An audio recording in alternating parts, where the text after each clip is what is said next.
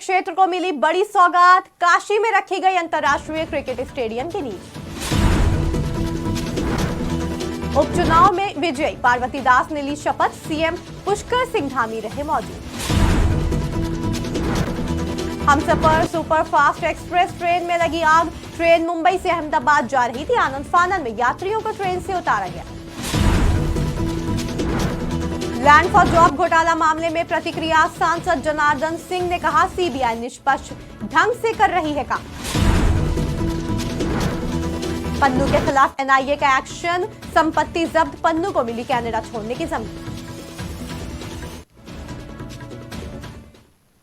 नमस्कार, आप देख रहे हैं आज की खबर। आपके साथ में हूं अफीफा मलिक। प्रधानमंत्री नरेंद्र मोदी ने अपने संसदीय क्षेत्र काशी में अंतर्राष्ट्रीय क्रिकेट स्टेडियम की आधारशिला रखी। उनके साथ इस दौरान सीएम योगी आदित्यनाथ भी मौजूद रहे। उत्तर प्रदेश के मुख्यमंत्री योगी आदित्यनाथ ने इस यात्रा को काशी में एक स्वर्णिम अध्याय बताया। इस दौरान पीएम मोदी लगभग 450 करोड़ रुपए की लागत वाले अंतर्राष्ट्रीय क्रिकेट स्टेडियम की आधारशिला उन्होंने रखी और साथ ही स्टेडियम की वास्तुकला भगवान शिव से प्रेरणा लेती है, जिसमें अर्ध चंद्राकार छत कवर, त्रिशूल के आकार की फ्लड लाइट और घाट की सीढ़ी की तरह बैठने की व्यवस्था के लिए डिजाइन बनाया गया है।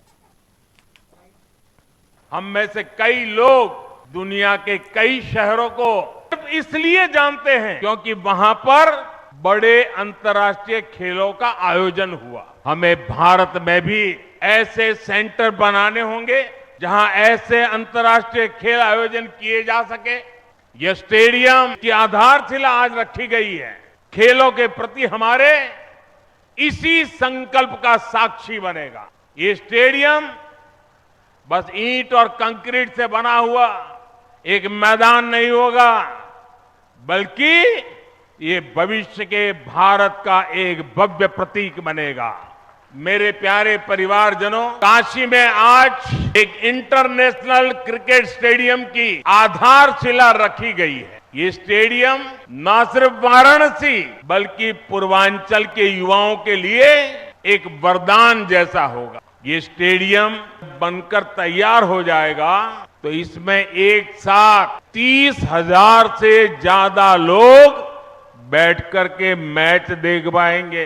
और मैं जानता हूं, जब से इस स्टेडियम की तस्वीरें बाहर आई हैं, हर काशीवासी गदगद हो गया है। महादेव की नगरी में ये स्टेडियम, उसकी डिजाइन स्वयं महादेव को ही राष्ट्रीय जांच एजेंसी ने खालिस्तानी आतंकी और प्रतिबंधित सिख फॉर जस्टिस के नेता गुरपतवंत सिंह पन्नू की पंजाब के अमृतसर और चंडीगढ़ स्थित संपत्तियों को जब्त कर लिया है।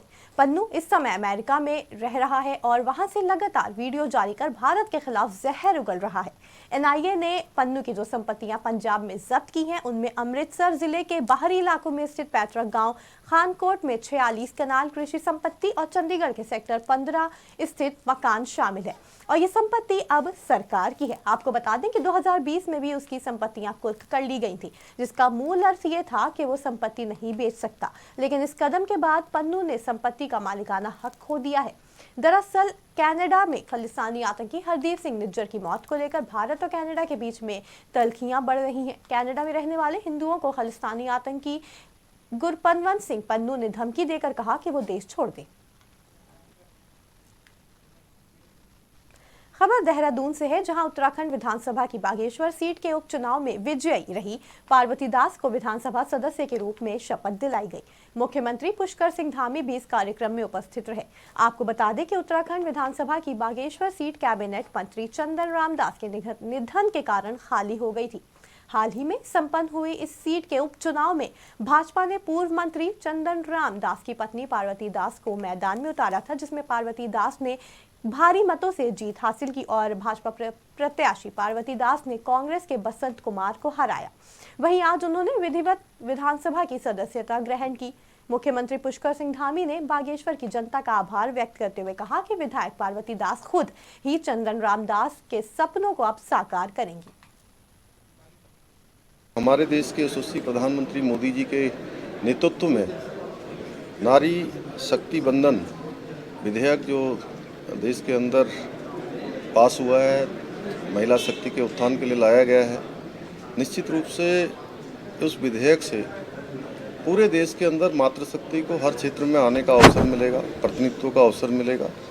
और लंबे समय से जो मांग थी देश की आज़ादी के बाद से लेकर अब तक, पहली बार हमारे प्रधानमंत्री जी ने एक बहुत बड़ा साहसिक और ऐतिहासिक निर्णय लिया है। उत्तराखंड की जनता की ओर से मैं उनका धन्यवाद करता हूँ। और आज पार्वती जी ने विधिवत रूप से जनप्रतिनिधि के रूप में, बागेश्वर क्षेत्र की विधायक के रूप में आज शपथ उनकी हो गई है। और उस क्षेत्र के लोगों के लिए क्योंकि अनेकों काम स्वर्गीय चंदन रामदास जी ने प्रारंभ किए थे, बहुत सारे कामों को पूरा किया था, उन सभी कामों को आगे बढ़ाएंगे। और बागेश्वर क्षेत्र की जनता ने जिस आशा और अपेक्षा के साथ हमारी पार्टी पर विश्वास किया है, माननीय प्रधानमंत्री जी के द्वारा जो अनेकों काम उत्तराखंड के अंदर शुरू हुए हैं, उन सभी कामों को हम आगे बढ़ाएंगे। बागेश्वर हमारी प्राथमिकता में रहेगा और बागेश्वर क्षेत्र का सर्वांगीण विकास हो, जहां पार्वती जी उसके लिए लगातार प्रयास करेंगी और हमारी पार्टी करेगी, हमारी सरकार करेगी। और हम हर पल और हर तरीके से बागेश्वर क्षेत्र हमारा आदर्श क्षेत्र बने, उसके लिए हम सब काम करेंगे। और पार्वती जी को नई पारी की शुरुआत के लिए, नए काम की शुरुआत के लिए कि भगवान उनको शक्ति दे और वो हर क्षेत्र में बागेश्वर क्षेत्र की जो अपेक्षाएं हैं, आशाएं हैं, उनको पूरा करेंगे। गुजरात के वलसाड के चिपवाड़ में हमसफर सुपरफास्ट एक्सप्रेस ट्रेन में आग की घटना सामने आई है। ट्रेन की उस बोगी में आग लग गई जहां पर जनरेटर रखा हुआ था। आग सबसे पहले जनरेटर में लगी, लेकिन उसकी लपटें इतनी ज्यादा रही कि पूरी बोगी को ही अपनी चपेट में ले लिया। आपको बता दें कि ट्रेन मुंबई से अहमदाबाद जा रही थी। वहीं सभी यात्रियों को समय रहते ट्रेन से बाहर निकाल लिया गया। इस वजह से अफरा तफरी का माहौल बन गया और लोगों में चीख पुकार भी देखी गई। बताया जा रहा है कि आग पर काबू पाने की कोशिश अभी भी जारी है। पूरी कोशिश की जा रही है कि जल्द से जल्द आग पर काबू पाया जा सके। इस घटना का एक वीडियो भी सोशल मीडिया पर तेजी से वायरल हो रहा है। वीडियो में आग की लपटें ट्रेन से बोगी से बाहर निकलती हुई दिख रही हैं। अब आग कैसे लगी, लापरवाही किसकी रही या क्या वजह थी जिसकी वजह से इतना बड़ा हादसा हुआ, इसको लेकर जांच पड़ताल की जा रही है। लेकिन देखते ही देखते आग ने विकराल रूप ले लिया और एक और बोगी तक आग जा पहुंची। खबर पटना से है, जहां भाजपा के वरिष्ठ नेता और सांसद जनार्दन सिंह सिग्रीवाल ने लैंड फॉर जॉब घोटाला मामले में सीबीआई के द्वारा राजद सुप्रीमो लालू प्रसाद यादव, पूर्व मुख्यमंत्री राबड़ी देवी और डिप्टी सीएम तेजस्वी यादव के खिलाफ भेजे गए समन पर कड़ी प्रतिक्रिया दी है। उन्होंने कहा कि जब ये लोग गलत कर रहे थे तो नहीं सोचा कि क्या कर रहे हैं, और अब जब कार्रवाई हो रही है तो तरह तरह की बातें सामने आ रही हैं। लेकिन कानून अपना काम करता है और सीबीआई एक स्वतंत्र एजेंसी है जो निष्पक्ष ढंग से काम कर रही है। देखिए, जब आप उस समय गलत कर रहे हैं और उस समय नहीं सोच रहे गलत करते समय, तो फिर समन भी जारी होगा, कार्रवाई भी होगी और यह कानून का अपना काम है, कानून अपना काम करते रहेगा। ईडी स्वतंत्र इकाई है, वो काम करती है। सीबीआई स्वतंत्र इकाई है, निष्पक्ष रूप से काम करती है और यह सरकार भी निष्पक्ष रूप से काम करने के प्रति वचनबद्ध भी है। भारत की सरकार हमेशा निष्पक्षता के साथ हर लोगों पर, जो कानून के दायरे में है, जो कानून के साथ है उसके साथ न्याय, जो कानून के खिलाफ है उसके साथ कार्रवाई, यह लगातार ये हो रहा है और आगे भी होगी। उसी का प्रतिफल है। यह कह देने में कोई अंतर थोड़े है, लेकिन आपने इतना धन कहाँ से अर्जित किया, यह तो जनता के सामने बताइए कि आप इतना धन जो आप अर्जित कर लिए कहाँ से कर लिए। ऐसे लोग तो यह कुछो कह देते हैं, कहने के लिए ही ये लोग, इन लोगों की प्रसिद्धि है कि हम कुछो कह देंगे। जो कुछ कहिए तो उसका तर्क दीजिए, साक्ष्य दीजिए। न तर्क है न साक्ष्य है, कह दिए कुछो, यह हमें नहीं। आपने देखा है कि तुरंत पार्टी ने कार्रवाई किया है। पार्टी ने जो पार्टी को कार्रवाई करना है, पार्टी ने तुरंत कार्रवाई किया है, उन पर नोटिस जारी किया है। डिप्टी सीएम तेजस्वी यादव ने सीबीआई के द्वारा समन भेजे जाने वाले मामले को लेकर केंद्र की भाजपा सरकार पर करारा प्रहार किया और कहा कि उनके ऊपर सप्लीमेंट्री चार्जशीट दाखिल की गई है और समन भी जारी किया गया है। तेजस्वी यादव ने कहा कि इससे कोई फर्क नहीं पड़ता। इसके साथ ही उन्होंने ये भी कहा कि संसद में जिस तरह से भाजपा सांसद ने अमर्यादित भाषा का इस्तेमाल करते हुए अल्पसंख्यक सांसद पर टिप्पणी की, उससे कभी भी जायज नहीं ठहराया जा सकता। उन्होंने कहा कि जब भाजपा के सांसदों की आदत रही है, इसमें कोई हैरानी की बात ही नहीं है, लेकिन जो कुछ भी संसद में हो रहा है ठीक नहीं है। के तहत आज जो है कमांड सेंटर में माननीय मुख्यमंत्री जी आए हैं और लगभग 2,500 करोड़ का जो है कार्यों का खास तौर पे बिहार में ज़्यादातर वाटर लॉगिंग की जो समस्या रहती है उसके लिए स्ट्रॉन्ग वाटर ड्रेनेज की व्यवस्था हम लोगों ने अलग अलग जगह कराई है, तो उसी का शिलान्यास जो है किया गया और शवों को जलाने के लिए जो संग्रह जो बना है उसकी भी जो है शिलान्यास जो है लगभग 3800 जिलों में हम लोग जो है बना रहे हैं, तो उसका भी शिलान्यास माननीय मुख्यमंत्री जी ने वो किया है। कांग्रेस नेता राहुल गांधी का एक वीडियो सोशल मीडिया पर तेजी से वायरल हो रहा है। वीडियो में राहुल गांधी कूली की ड्रेस पहने हुए नजर आ रहे हैं।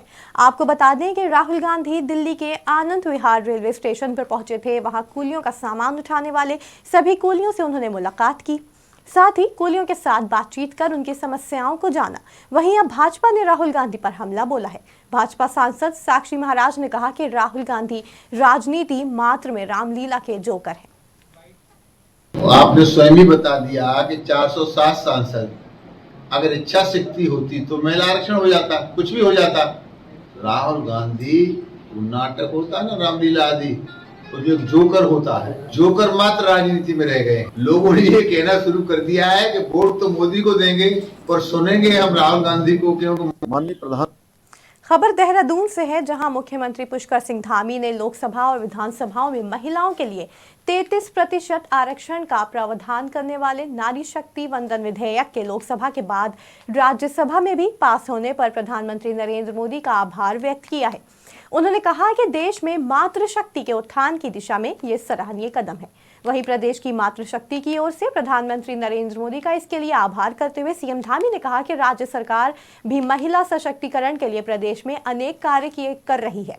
साथ ही मुख्यमंत्री पुष्कर सिंह धामी ने केंद्र की मोदी सरकार के फैसले को ऐतिहासिक करार दिया और क्या कुछ कहा आप भी सुनिए। माननीय प्रधानमंत्री जी का मैं देवभूमि उत्तराखंड की तरफ से, मातृशक्ति की तरफ से, उत्तराखंड वासियों की तरफ से उनका आभार व्यक्त करता हूं कि देश के आज़ादी के बाद मातृशक्ति के उत्थान के लिए उन्होंने ऐतिहासिक काम किया है। निश्चित रूप से हमारी मातृशक्ति को, माताओं बहनों को अब हर क्षेत्र में आगे आने का अवसर मिलेगा। ये अपने आप में ऐतिहासिक निर्णय है। इसके लिए माननीय प्रधानमंत्री जी का हृदय से। देश की बड़ी खबरों में फिलहाल इतना ही। जुड़े रहें आज की खबर के साथ ताज़ा तरीन खबरों के लिए।